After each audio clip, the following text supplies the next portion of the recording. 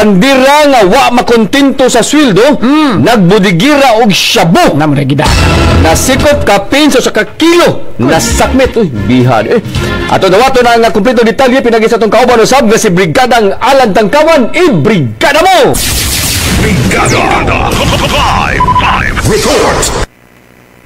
Ang Sawang Kaliro Police Station og kapin sa usa ka kilo nga gituhuang shabu gikan sa usa ka labandira nga taga-dakbayan sa Talisay nga nag-sideline sa pagkabudigira og shabu. Duha ka semana lang ang migintang human sa unang malampusong bypass operasyon nila ni Police Captain GR Falcon ug mga sakop diin kapin sa usa ka kilo ang nasakmit niadtong Hulyo 25 sa miaging buwan nga operasyon. Ang Sawang Kaliro Police Station mao'y unang police station nga nakasakmit og dakong balor sa illegal nga drugas sa dulaan sa duha ka semana nga paglingkod ni Police Colonel Antonito Cañete, isip acting city director sa Cebu City Police Office. Mao kini ang pamahayag ni Police Colonel Cañete sa malampusong bypass operasyon sa Sawang Kaliro Police Station nga gipanguluhan ni Police Captain GR Falcon. The Cebu City Police Office will not stop our campaign against illegal drugs in order to protect the citizens, especially the Cebuano people, and also to maintain the peace and order and the public, protect also the public safety of Cebu City. Matod pa ni Police Colonel Cañete nga doon na siya marching orders sa kapulisan sa dakbayan sa Sugbo. This is the result of our relentless efforts in our fights against illegal drugs. No, that is my marching order to our Chief of Police.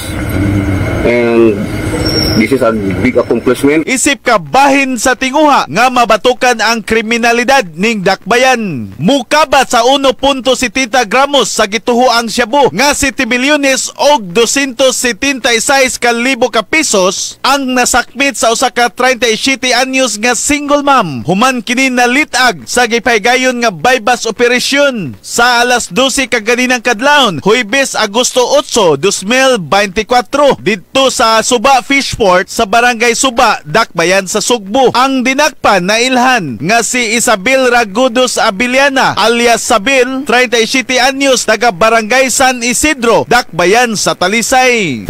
Walang siguro sa kwarta kita ko sa sukol ba? Taga-sugat ramang sukulan ko. Hindi. Nakakontak kayo ng Kaya ako'y nakaipon sa una, kaila niya ba? Bago pa sa siya na priso, nakaila sila. Ang wala pa ito. Bago pa mo nakaila ito, gaano number. Masag hindi imong panginabo. Bada.